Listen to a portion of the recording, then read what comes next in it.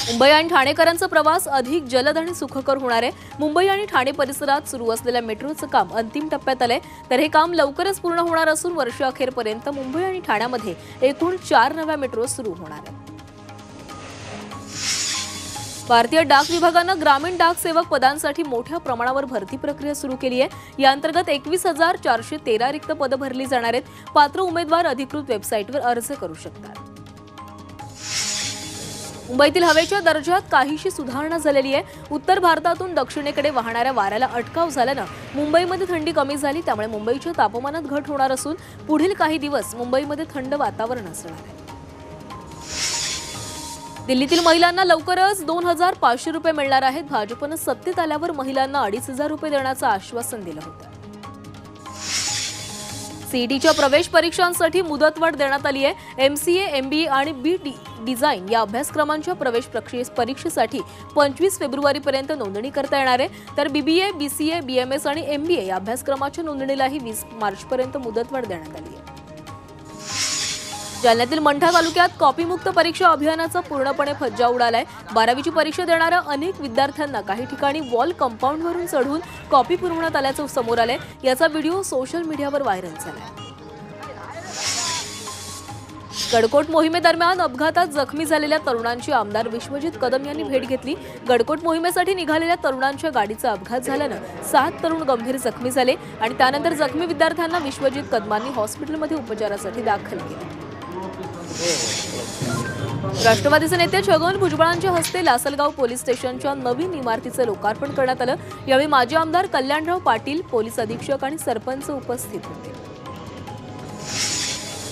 पंढरपुरात राज्यस्तरीय कला शिक्षक अधिवेशन पार पडलं। कला शिक्षकांच्या अडचणी सोडवणं, पदवी आणि पदव्युत्तर अभ्यासक्रम तयार करणं तसंच स्वतंत्र कला विद्यापीठ स्थापन करणं यावर चर्चा झाली। तसंच प्राचार्य भारत माळी यांनी कलाप्रेमी पुरस्कारांना त्यांना सन्मानित करण्यात आलं। लासलगाव शहरातून जाणाऱ्या मनमाड-विंचूर मार्गाची अक्षरशः चाळण झाली आहे। रस्त्यावर ठिकठिकाणी खड्डे पडल्यामुळे वाहन चालकांना नाहक त्रास सहन करावा लागतोय। यामुळे रस्ता दुरुस्त करण्याची मागणी नागरिकांसह वाहन चालकही करतात। पालघर जिल्ह्यातील वाडा तालुक्यातील नागरिक प्रदूषणकारी कारखान्यांमुळे त्रस्त झालेत। या कंपन्यांमुळे शेतकऱ्यांचंही मोठं नुकसान होत आहे। यामुळे या कंपन्या बंद करण्याची मागणी स्थानिक करत आहेत। कोल्हापुरातील दरेवाडीमध्ये वैजनाथ देवस्थान उपसमितीमध्ये खजिनदार यांनी गैरकारभार केल्याची तक्रार करण्यात आली आहे। या संदर्भात देवस्थान समितीच्या अध्यक्षांकडे लेखी तक्रार देण्यात आली, त्यामुळे उपसमिती बरखास्त करून प्रशासक नेमण्याची मागणी उपसमितीमधील सदस्यांनी केली आहे। भिवंडी बायपास मार्गावर आज पहाटेच प्रचंड वाहतूक कोंडी निर्माण झाली, त्यामुळे भल्या पहाटे मुंबईकडे येणाऱ्या वाहनांना वाहतूक कोंडीचा फटका बसलाय। रांजणोली नाका ते माणकोलीपर्यंत गाड्यांच्या लांबच लांब रांगा लागलेल्या आहेत। सांगलीच्या विटा इथल्या करजगीमध्ये झालेल्या लैंगिक अत्याचार आणि हत्येच्या निषेधार्थ मोर्चा काढण्यात आला। या मोर्चामध्ये हजारो नागरिकांनी सहभाग घेतला। 4 वर्षीय चिमुरडीवर अत्याचार करून हत्या करणाऱ्या नराधमाला फाशी देण्याची मागणी करण्यात आली।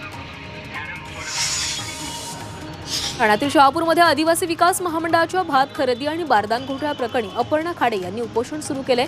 करोडो रुपयांचा घोटाळा झाल्याचा आरोप अपर्णा खाडे यांनी केलाय। तसंच जोपर्यंत महामंडळावर कारवाई होत नाही तोपर्यंत उपोषण मागे घेण्याची भूमिका त्यांनी घेतली आहे।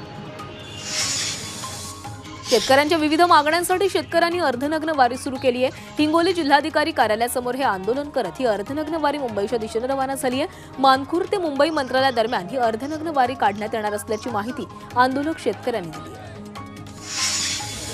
महाराष्ट्रातील आरोग्य मित्रांच्या विविध मागण्यांकडे शासनाचं दुर्लक्ष होत असल्याचा आरोप करण्यात आलाय, त्यामुळे महाराष्ट्र आरोग्य मित्र कर्मचारी संघटनेकडून राज्यव्यापी संपावर जाण्याचा इशारा देण्यात आला। सोयाबीन खरेदीला मुदतवाढ देण्याची मागणीसाठी महाविकास आघाडीच्या खासदारांकडून आंदोलन करण्यात आलं। यावेळी केंद्र सरकार विरोधात मविया खासदारांनी जोरदार घोषणाबाजी केली। सोयाबीन खरेदीच्या मुदतवाढीसाठी केंद्राकडे प्रस्ताव पाठवल्याची माहिती पणन मंत्री जयकुमार रावल यांनी दिली आहे। शेतकऱ्यांनी केलेल्या मुदतवाढीची मागणीसाठी केंद्राकडे प्रस्ताव पाठवल्याचं पणन मंत्री जयकुमार रावल यांनी सांगितलं। कर्नाटकातल्या दावणगिरी जिल्ह्यातल्या होजिगिरी गावात शहाजीराजांची समाधी असून ती दुर्लक्षित असल्याचं विश्वास पाटील यांनी म्हटलंय। होजिगिरी गावाजवळच्या माळरानावर 20 गुंठ जागेवर शहाजी महाराजांची समाधी आहे। शिवाजी महाराजांचं नाव घेऊन राज्यकारभार करणाऱ्यांना याचा विसर का पडला असा प्रश्न त्यांनी उपस्थित केला। शहाजीराजेंची समाधी उपेक्षित असल्याची बातमी झी24 तासनं दाखवली होती आणि त्यानंतर राज्य सरकारनं झी24 तासच्या बातमीची दखल घेतली आहे। याबाबत कर्नाटक सरकारला आपण विनंती करणार असल्याचं उपमुख्यमंत्री अजित पवार यांनी सांगितलंय। केंद्रीय अर्थसंकल्पात काय आहे आणि त्याचा महाराष्ट्राला अधिकाधिक फायदा कसा करून घेता येईल यावर मंत्रिमंडळ बैठकीमध्ये सचिवांनी सादरीकरण केलं। यावर आरोग्य, शिक्षण आणि इतर विभागांना विविध योजनांचा लाभ मिळवून देण्यासाठी प्रस्ताव तयार करण्याचे निर्देश सचिवांना देण्यात आले। भाजप खासदार उदयनराजे भोसले यांनी केंद्रीय मंत्री अमित शहा यांची भेट घेतली आहे। अभिनेते राहुल सोलापूरकर यांच्या वादग्रस्त वक्तव्याबाबत उदयनराजेंनी ही भेट घेतली। या भेटीमध्ये डिजिटल सेन्सॉरशिप आणण्याची अमित शहांकडे त्यांनी मागणी केली। भाजपचे महाराष्ट्रात 1 कोटी प्राथमिक सदस्य पूर्ण झालेले आहे। सदस्य नोंदणीत नव्या विक्रमाचा दावा भाजपने केलाय।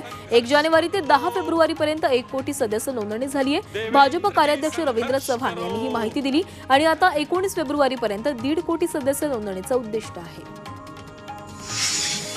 महाराष्ट्रात काँग्रेसला मोठा धक्का बसलाय। काँग्रेस प्रवक्त्या हेमलता पाटील यांनी शिवसेनेमध्ये प्रवेश केलाय।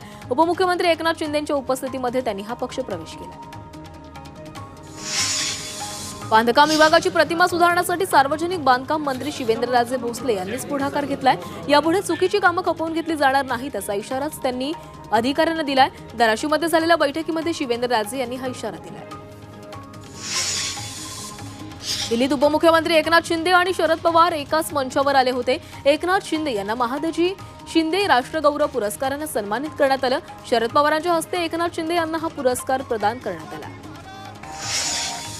राज्यातील दिव्यांग व्यक्तींच्या कल्याण आणि सक्षमीकरणासाठी जिल्हा वार्षिक योजनेतून 1% निधी राखीव ठेवण्यात येणार आहे। जिल्हा वार्षिक योजना सन 2025 ते 26 पासून प्रत्येक वर्षी नियमित योजनांसाठी 1% निधी राखीव ठेवण्यात येणार आहे।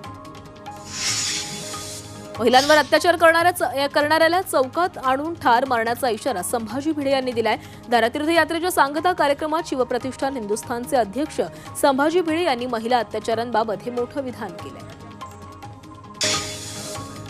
बीडमधील सरपंच संतोष देशमुख हत्या प्रकरणातल्या सुरुवातीच्या तपासाचा पुनर्तपास करण्याची मागणी धनंजय देशमुखांनी केली आहे। या प्रकरणातील नवीन सीसीटीव्ही फुटेज समोर आलंय आणि त्यावर धनंजय देशमुख यांनी ही माहिती दिली।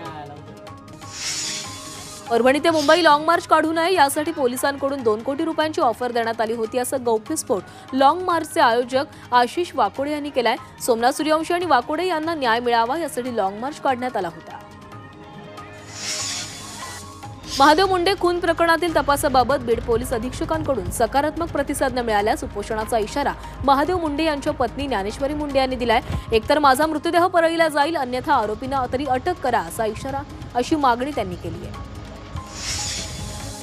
मराठा आंदोलनाची सुरुवात संभाजीनगरमधून होणार आहे। संतोष देशमुखांना न्याय मिळवून देण्यासाठी हे आंदोलन केले जाणार आहे। 22 तारखेला मराठा क्रांती मोर्चाकडून या मोर्चाचं आयोजन करण्यात आलंय।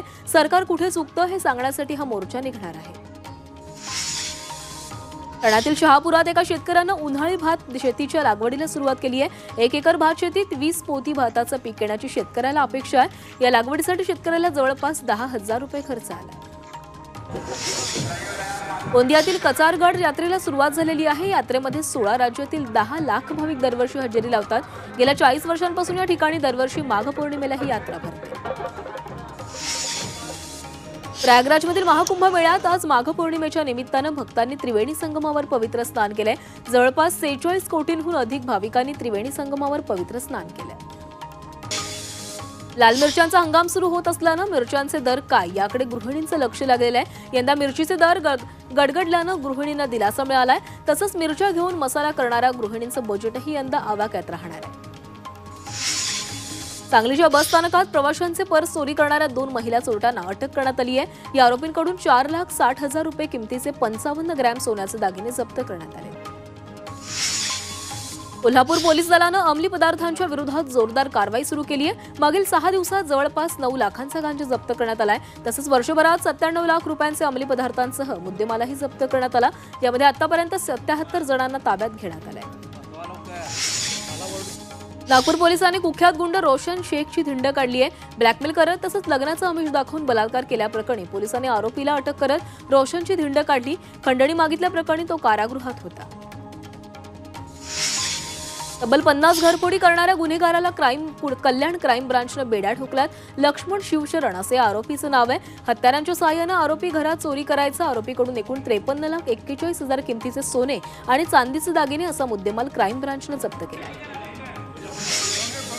आंतरजातीय विवाह केल्यानं तरुणाचं अपहरण करून मारण्याचा कट पोलिसांनी उधळलाय. इंस्टाग्रामवर ओळख होऊन प्रेमविवाह केलेल्या तरुणाला मुलीच्या वडिलांनी अर्धनग्न करून 2 दिवस कोंडून ठेवलेलं होतं.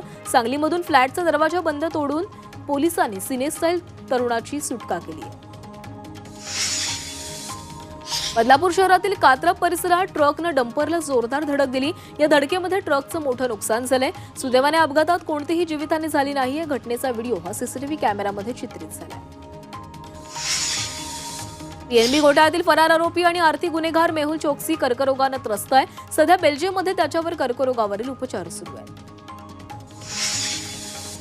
पंतप्रधान नरेंद्र मोदी आज अमेरिकेच्या दौऱ्यावर जाणार आहेत. डोनाल्ड ट्रम्प यांच्या विजयानंतर नरेंद्र मोदी प्रथमच अमेरिकेच्या दौऱ्यावर जात आहेत. तर मोदींचा हा दौरा दोन्ही देशांमधील द्विपक्षीय संबंधांना अधिक चालना देणार आहे. भारत आणि इंग्लंडमध्ये आज एक तिसरा एकदिवसीय सामना होणार आहे. अहमदाबादच्या नरेंद्र मोदी स्टेडियमवर हा सामना खेळवला जाणार आहे. भारतानं मालिकेत 2-0 अशी आघाडी घेतलेली आहे.